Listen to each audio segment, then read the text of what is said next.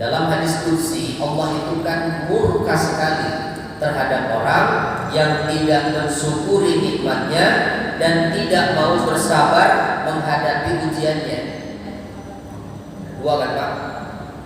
Kalau ingin hidup bahagia itu, pertama mensyukuri nikmat, yang kedua sabar menghadapi ujian. Udah, modalnya cuma dua kalau mau hidup bahagia, syukur dan sabar. Assalamualaikum warahmatullahi wabarakatuh.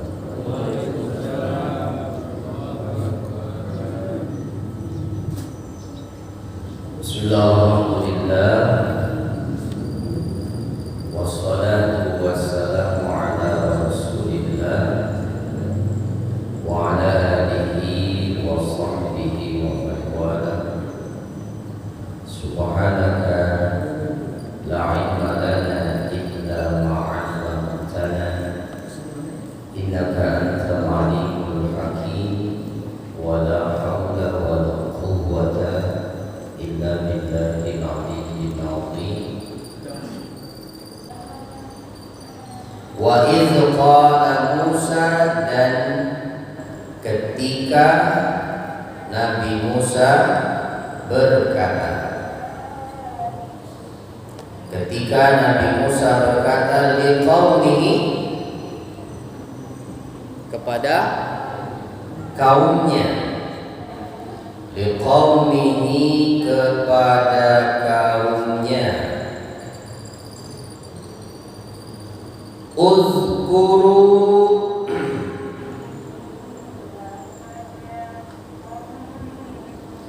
ingatlah kalian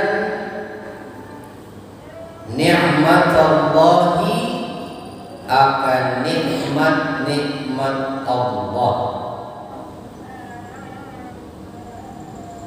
alaikum, atas kalian, id anjakum, id ketika, anjakum dia menyelamatkan kalian, min ali fir'auna, dari para pengikut Fir'aun.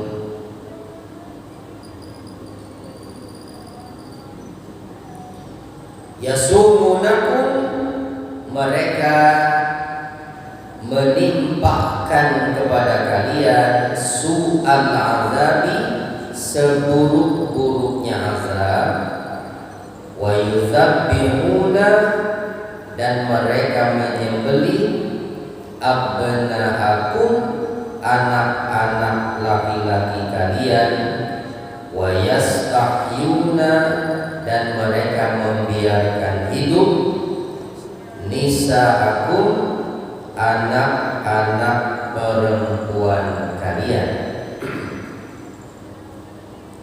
Wa fi dzalikum, dan pada yang demikian itu, balaun, ada cobaan yang besar, azim, min rabbikum, dari Tuhan kalian.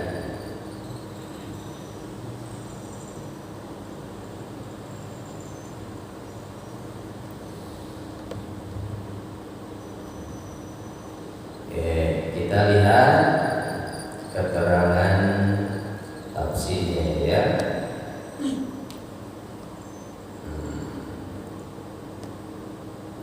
Lumayan panas cuacanya ya. Wa iz qala Musa, ingatlah ketika Nabi Musa berkata, yakni maknanya uzkur ya Rasulana iz qala Musa liqaumi, ceritakanlah wahai Rasul kami Muhammad, ketika Nabi Musa berkata kepada kaumnya, yaitu Bani Israil, apa yang diperintahkan? Uzkuru nikmatallahi alaikum, ingatlah kalian akan nikmat Allah kepada kalian, litashkuru liyashkuruha, supaya kalian bisa mensyukurinya, bitauhidihi, dengan bertauhid kepadanya, wa ta'atihi, dan dengan taat kepadanya.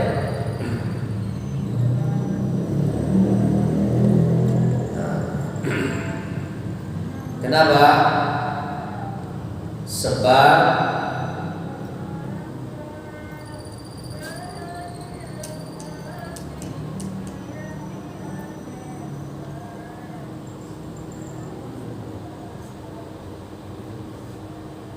siapa orang yang mengingat akan nikmat, maka pasti dia akan bersyukur, gitu.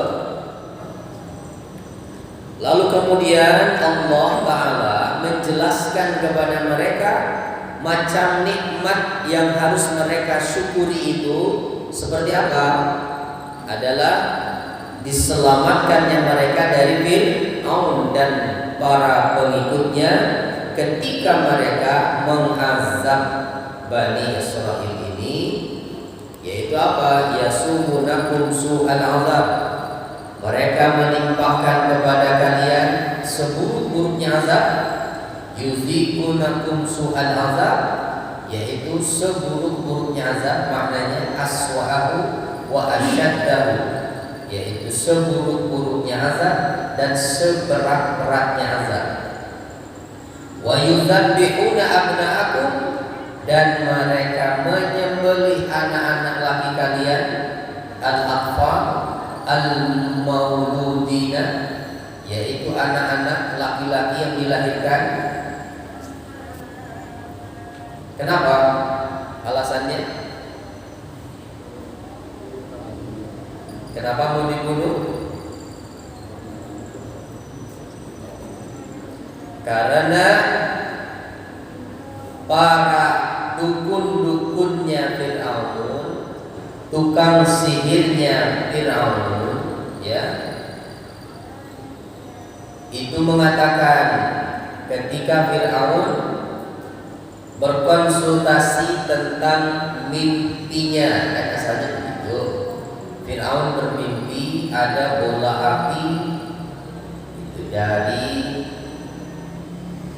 mana yang datang menimpa orang-orang Kipti. Orang Kipti itu sukunya Fir'aun. Sedangkan Bani Israil tidak dikenai oleh api itu. Nah, maka tukang-tukang sihir itu mengatakan, la yaqudu an yasquta arshuka wa tazula daulatuka ala aidi rajulin min Bani Israil, kata mereka. Wah, Tuan Raja, mimpi itu maknanya berarti tidak akan jauh lagi masanya bahwa kekuasaanmu akan jatuh, pemerintahanmu akan hilang di tangan seorang laki-laki dari Bani Israil. Begitu makna takwil mimpinya si Fir'aun itu.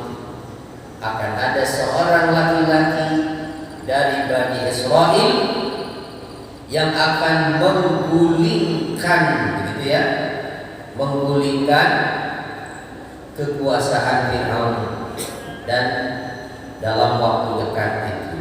Maka kemudian akhirnya Fir'aun membuat kebijakan bahwa setiap anak yang dilahirkan laki-laki,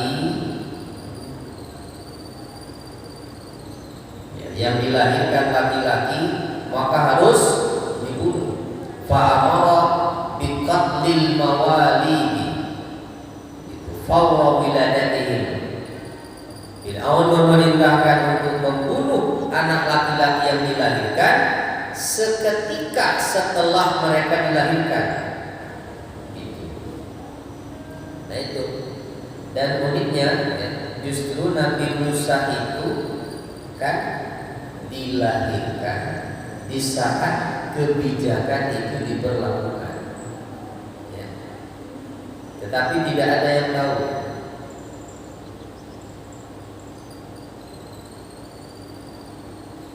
Tidak ada yang tahu, tidak ada yang tahu bagaimana. Tidak ada yang tahu bahwa ibunya Nabi Musa itu sedang hamil, sehingga tersembunyi. Tidak ada yang tahu sampai melahirkan.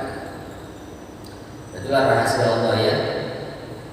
Jadi menurut ukuran mungkin secara akal Nabi Musa ini terancam, ya, terancam.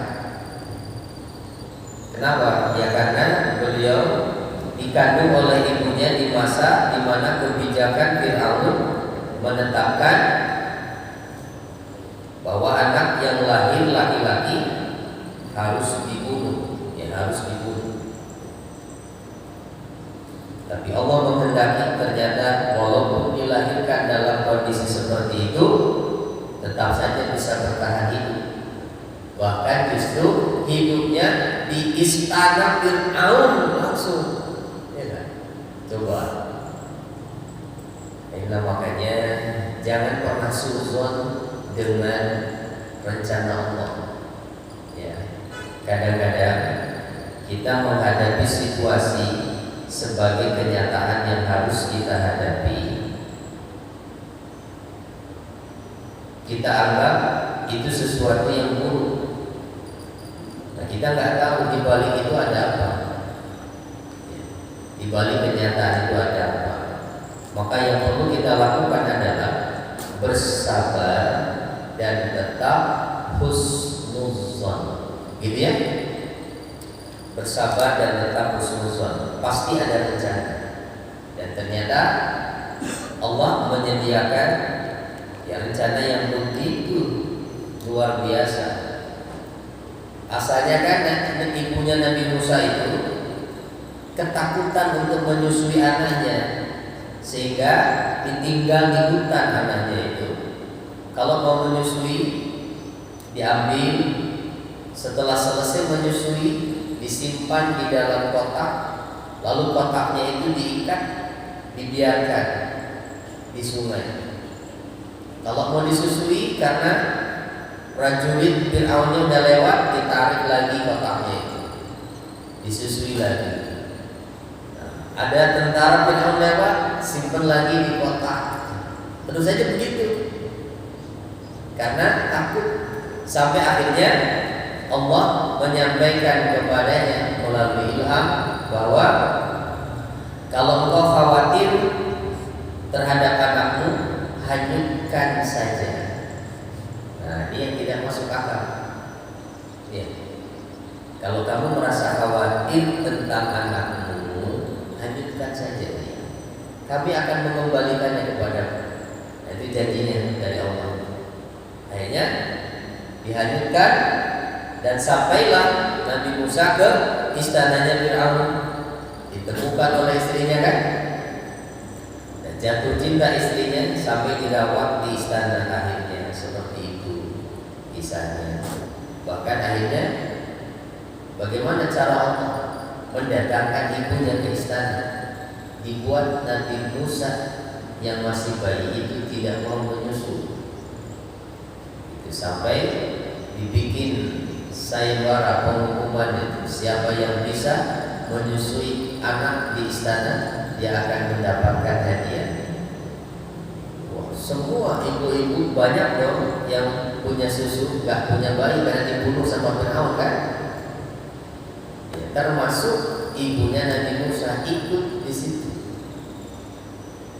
Dan uniknya semua ibu-ibu yang datang ditolak semua susunya.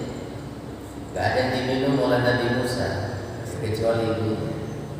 Dan Fir'aun tidak tahu kalau itu ibunya. Ya, akhirnya diserahkan kembali Nabi Musa ini kepada ibunya. Silakan kamu rawat di rumahmu dengan tenang. Kembali lagi dengan tenang, tidak penuh rasa takut, bahkan dapat gaji dari istana. Coba, dari yang tadinya mau menyusui aja takut, gitu, akhirnya udah nyaman, tenang, disusui sendiri di rumah, dapat bayaran pula dari istana. Ya, luar biasa rencana Allah itu. Ya, rencana Allah itu.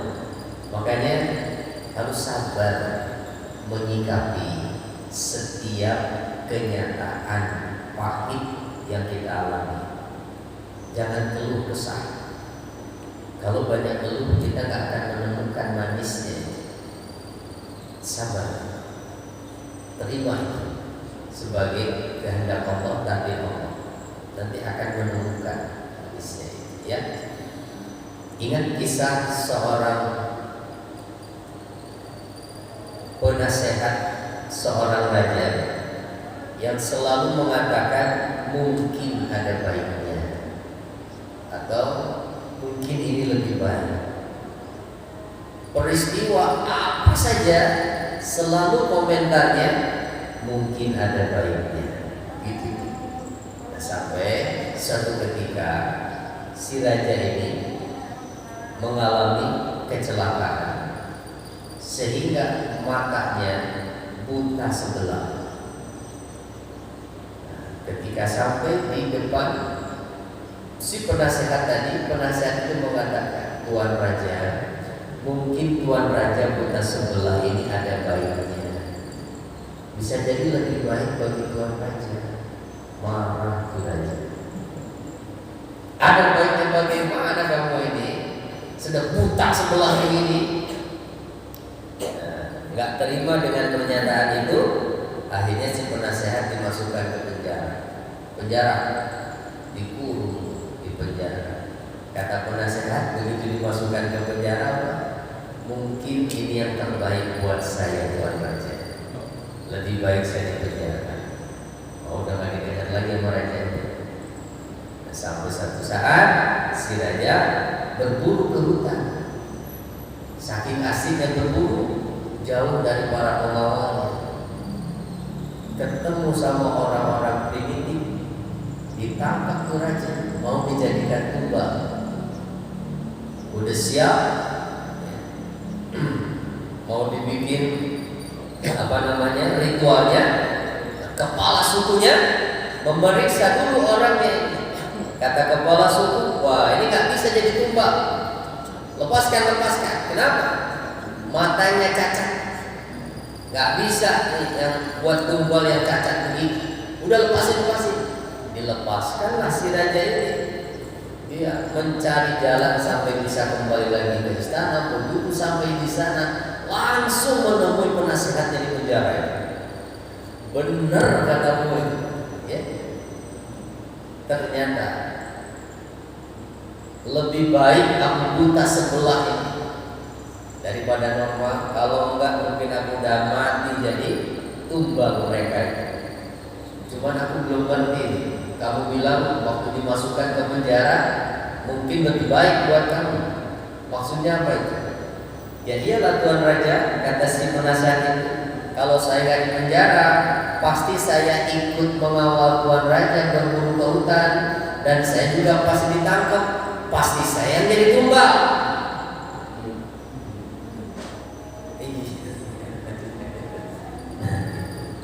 Ya, jadi selalu berhusnuzan kepada Allah. Ya, selalu berhusnuzan. Asa an takrahu syai'an wa huwa khairun lakum. Boleh jadi kalian tidak menyukai sesuatu, padahal itu lebih baik bagi kamu. Seperti Nabi Musa yang dilahirkan di saat Fir'aun menerapkan kebijakan harus membunuh anak laki-laki. Wa fi dzalikum bala'un min rabbikum 'azim. Nah, pada yang demikian itu ada cobaan yang besar dari Tuhan kalian. Wa idz ta'adzana rabbukum, dan ingatlah ketika Tuhanmu memaklumkan. Ini seringkali artinya yang kita dengar ya. Wa idz ta'adzana rabbukum yakni maknanya ini dari perkataan Nabi Musa kepada Bani Israil, yakni peringatkan mereka, beritahukan akan Tuhan mereka, begitu maknanya ya. Uzkur lahum iz a'lama rabbukum, ceritakan kepada mereka ketika Tuhan kalian memberitahukan bahwa la in syakartum la azidannakum, jika kalian bersyukur akan nikmatku pasti aku akan menambah nikmat itu kepada kalian. Ini suka dijadikan dalil yang umum, walaupun asalnya ini perkataan Nabi Musa kepada Bani Israil, tetapi dijadikan dalil umum akan pentingnya mensyukuri nikmat, bahwa kalau nikmat itu disyukuri Allah akan menambah. Nah, sekarang pertanyaannya yang pertama adalah bagaimana cara mensyukuri nikmat itu? Nah, itu dulu ya. Yang harus diketahui adalah bagaimana cara mensyukuri nikmat itu. Ketika kita menyadari mendapatkan nikmat dari Allah, kita wajib bersyukur. Bagaimana caranya?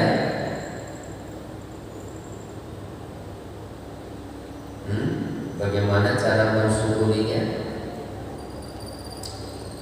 Dengan taat beribadah kepadanya, ya, taat beribadah kepadanya.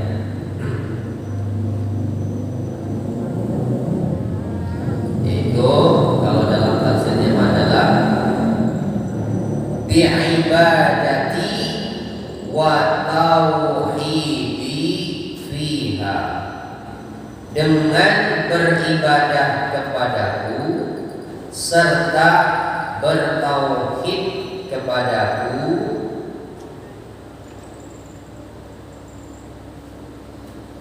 di dalam beribadah itu.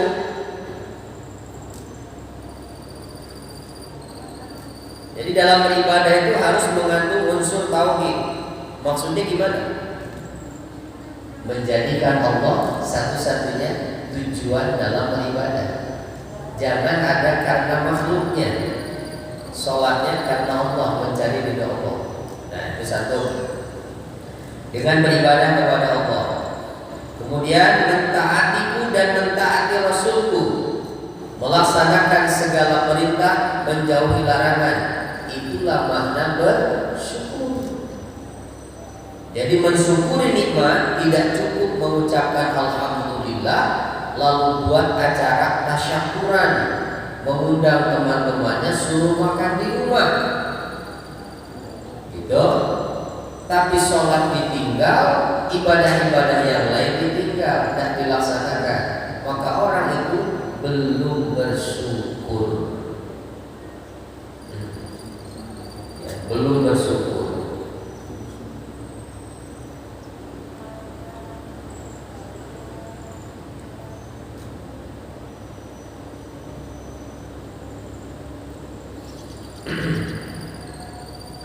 Jadi kalau memang bersyukur, nggak bikin acara tasyakuran juga nggak apa-apa.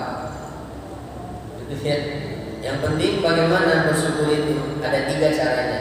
Pertama, zikrul mun'im, mengingat zat pemberi nikmat yaitu Allah dengan memujinya, alhamdulillah. Kedua, taatul mun'im, taat kepada zat pemberi nikmat yaitu Allah.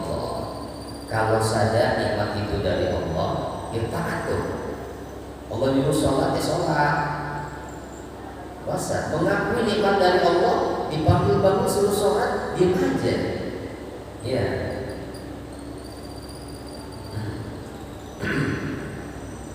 Kemudian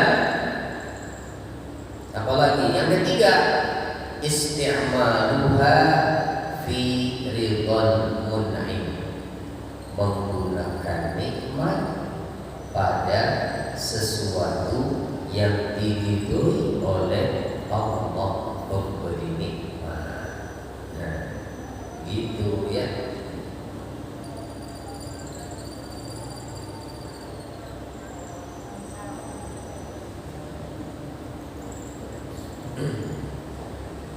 Ada tiga ya. Satu apa tadi? Mengingat Allah pemberi nikmat.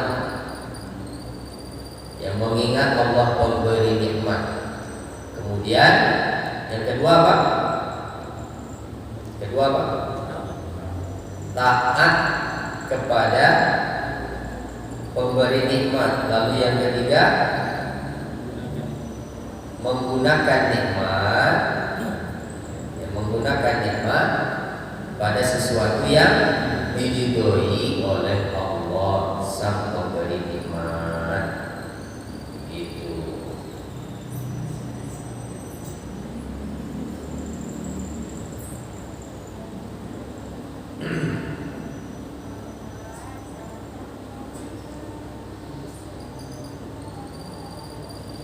Apa janjinya? Jaminannya kalau bersyukur apa? Akan ditambah nikmatnya. Pertanyaannya, ditambah nikmat itu seperti apa? Nah, itu juga harus paham ya. Ditambah nikmatnya itu bisa dalam bentuk ditambah kuantitas nikmat itu jadi nambah gitu.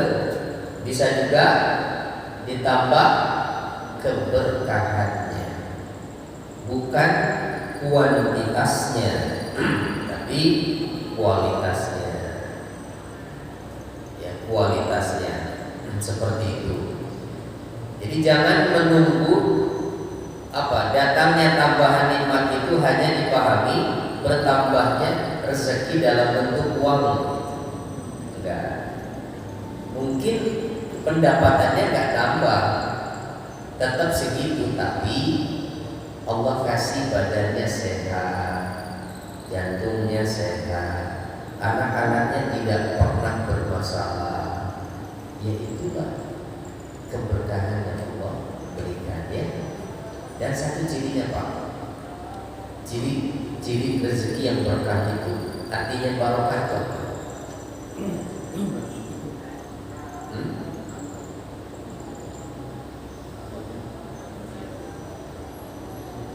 Bertambah dalam kebaikan, gitu kan?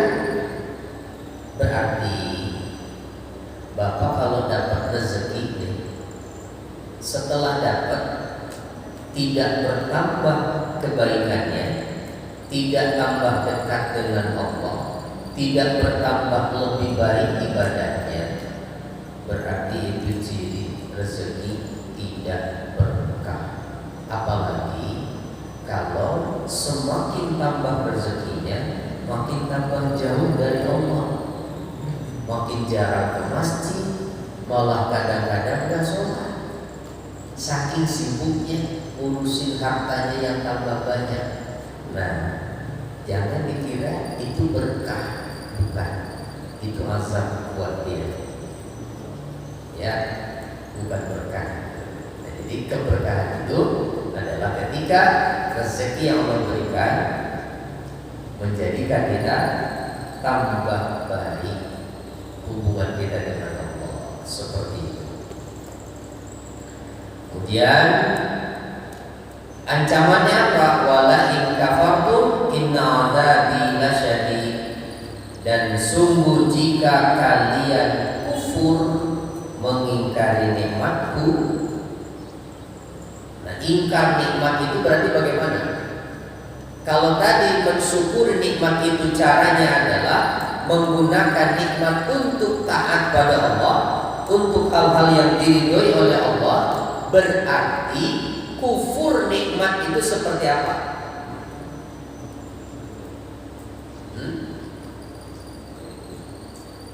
Mana Pak? Kan tadi mensyukuri nikmat itu salah satu poinnya adalah menggunakan nikmat untuk hal-hal yang diridhoi Allah. Itu bersyukur. Digunakan untuk sedekah, bantu orang,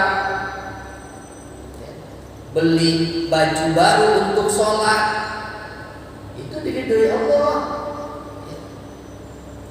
Jangan pelit kalau untuk ibadah. kondangannya juga banyak, itu batiknya. Bisa giran baju buat sholat nggak pernah ganti, itu lagi.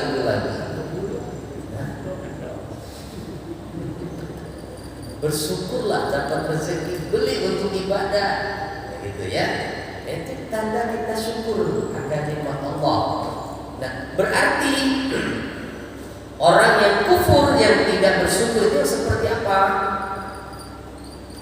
Kalau mensyukuri nikmat itu dari dipahami menggunakan nikmat untuk hal-hal yang diridhoi, berarti kufur nikmat itu adalah menggunakan nikmat untuk sesuatu yang tidak diridhoi Allah.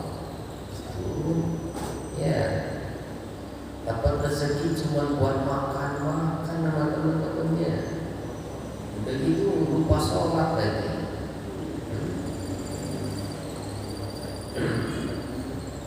Cuma buat traktir jalan-jalan. Hati-hati kalau begitu ya, dapat rezeki itu langsung poskan untuk hal-hal yang positif, prioritaskan untuk Allah. Oke, kita lanjut lagi. Nah, kalau kalian kufur, maka sesungguhnya azabku itu sangat keras, kata Allah. Wa qala Musa in takfuru antum wa man fil ardi jami'a fa inna Allaha laghaniyyun hamid. Nabi Musa berkata, jika kalian dan siapapun yang ada di bumi ini kufur kepada nikmat Allah, nggak ada yang mau bersyukur, ya, tidak ada yang mau ibadah kepada Allah, tidak ada yang mau taat, maka sesungguhnya Allah Maha Kaya.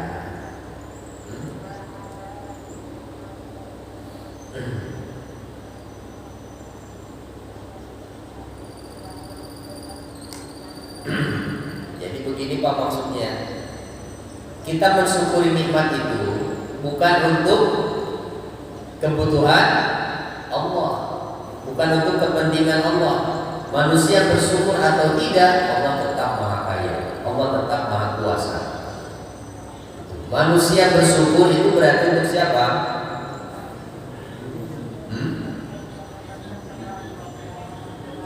Untuk manusia itu sendiri, bukan untuk orang lain, ya, bukan untuk orang lain, tapi untuk manusia itu sendiri. Jadi itu maknanya, bahwa inna azabi lasyadid itu sesungguhnya azabku sangat keras, oleh karenanya maka waspadalah kalian dan takutlah kalian kepadaku, jangan sampai kufur terhadap nikmatku.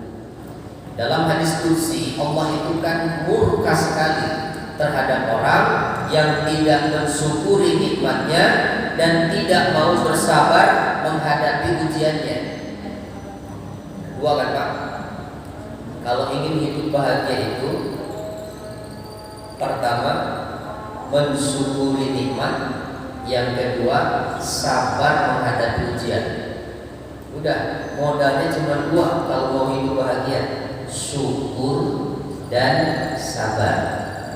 Nah, dalam hadis qudsi Allah menyatakan begini, itu bahwa man lam yashkur ala na'mai wa lam yasbir ala bala'i fal yakhruj min tahti samai wal yatlub rabban siwaya.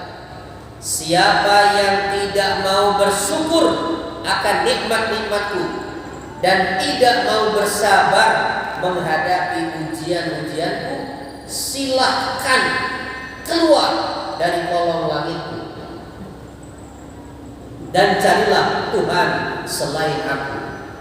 Waduh, kemana kita? Diusir oleh Allah. Tapi kenyataannya kan nggak ada ya, yang dilempar dari luar bumi begitu. karena orang maksiat ya. Coba kalau dibuktikan oleh Allah itu sekali nggak sholat terpental kita dari bumi. Penuh masjid juga ada yang males-malesan itu sholat ya. Artinya kan Allah buka. Sama lah seperti kalau bapak punya rumah dua, satu nggak ditempati, kemudian itu rumah bapak kasih ke teman, ya tempatin di rumah saya, gak usah mikirin bayar kontrakannya, yang penting listriknya dibayar, kebersihannya dijaga, hati-hati jaga yang baik di rumah. Udah saya nggak mikirin itu berapapun uang kontraknya, dan tempatin itu. Nggak taunya teman kita yang disuruh tempatin itu udah majorok, sampah di mana-mana, rumah nggak pernah dibersihkan, listriknya nunggak terus tiap bulan. Nah kita sebagai pemilik rumah kira-kira mau ngapain tuh? Iya kan?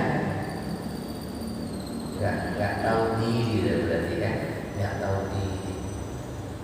Suruh pergi aja. Ngapain putar-putar di rumah? Udah dikasih semuanya. Ya kan sama Allah juga. Udah dikasih segalanya di bumi ini, kasih rezeki, kasih udara buat bernafas, masih aja males. Timbang sholat 5 waktu masih males. Udah, nanti mulai hari ini jangan males lagi untuk sholat ya. Kenapa? Sholat ini adalah tanda syukur kita atas nikmat Allah. Coba, Allah nggak minta 24 jam kok, cuma 5 waktu yang wajib itu kan. Paling berapa menit sih? Dibandingkan dengan nikmat Allah 24 jam tiap hari, dari mulai kita hidup dikasih ruh dalam perut ibu sampai sekarang jantung kita nggak pernah berhenti. Begitu lahir ke bumi dikasih oksigen buat nafas, nggak pernah ditagih bayarannya oleh Allah untuk membayar oksigen itu. Coba kalau bayar di rumah sakit satu tabung berapa itu? Iya, ya Allah, mahal Pak. Disediakan matahari gratis tanpa harus bayar. Coba kalau suruh bayar, berapa kita bayar tiap bulan ya? Energinya matahari itu berapa watt? Ya.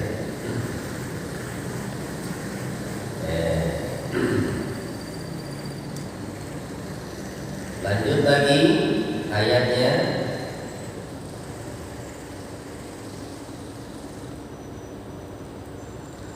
Alam ya'tikum naba'ul ladzina min qablikum. Apakah belum sampai kepada kalian berita tentang orang-orang yang ada sebelum kalian, seperti kaumnya Nabi Nuh, kaum Ad, kaum Samud, walladzina min ba'dihim, dan orang-orang yang ada setelah mereka. Memang belum datang. Kenapa memangnya? Ada pelajaran pada kisah mereka itu. Seperti apa hidup mereka, seperti apa akhir hidupnya. Ambillah pelajaran dari kisah mereka itu. Kira-kira begitu. Ya. La ya'lamuhum illallah. Tidak ada yang mengetahui bilangan mereka kecuali Allah. Dan tidak ada yang mengetahui keadaan mereka kecuali Allah. La ya'lamu adadahum wa la yuhsihim illallah. Tidak ada yang mengetahui bilangan dan tidak dapat menghitung mereka kecuali Allah. Ja'atuhum rusuluhum bil bayyinat. Rasul-rasul mereka datang kepada mereka dengan membawa bukti-bukti kebenaran, yaitu mukjizatnya. Faradu aydiyahum fi afwahihim. Apa yang mereka lakukan ternyata mereka menutupkan tangannya ke mulut mereka sebagai tanda penolakan dan kebencian. Lalu berkata, inna kafarna bima ursiltum bih wa inna lafi syakkin mimma tad'unana ilaihi murib.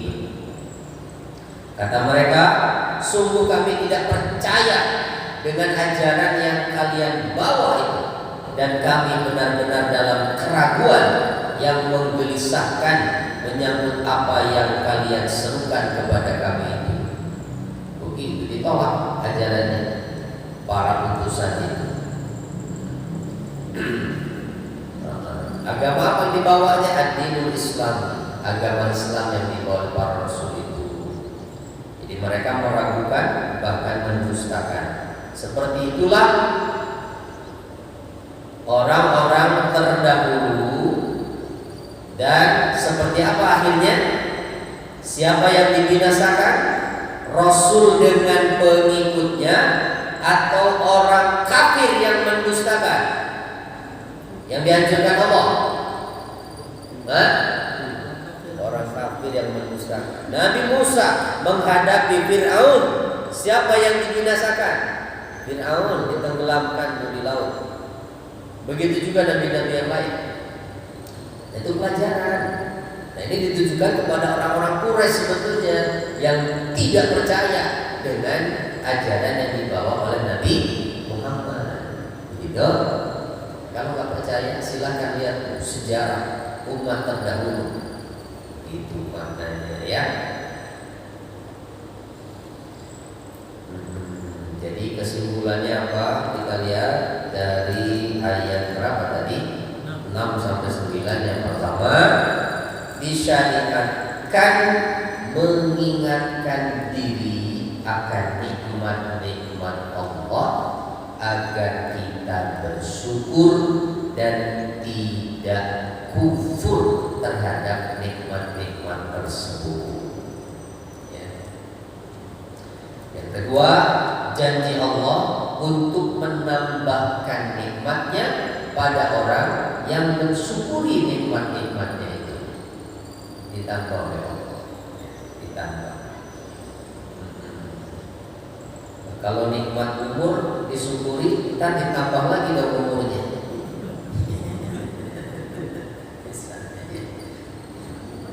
Ya ditambah keberkahannya, ya. Ya kalau hitungannya udah ada batas waktunya, ya. Nggak selesai dong ya. Tiap hari disyukuri tambah sehari, tiap hari disyukuri tambah sehari, nggak selesai. Yang maknanya penambahan itu adalah dari sisi keberkahan, ya, dari sisi keberkahan. Ketiga, kufur terhadap nikmat-nikmat Allah adalah sebab lenyapnya nikmat-nikmat tersebut, hilang karena kufur nikmat digunakan untuk sesuatu yang tidak diridhoi oleh Allah Subhanahu wa taala.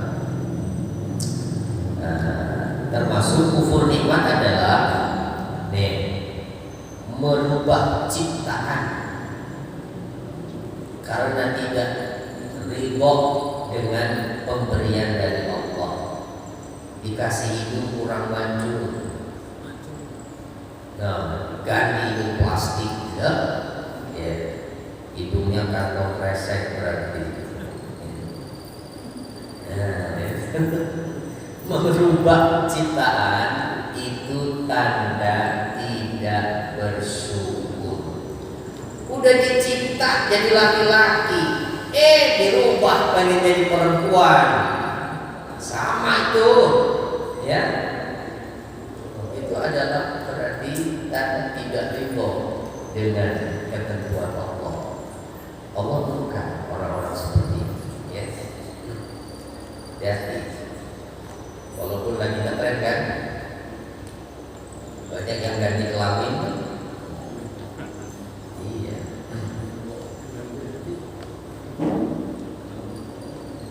Enggak ganti kelamin, kelakuannya yang ganti. Iya. Jadi melambai.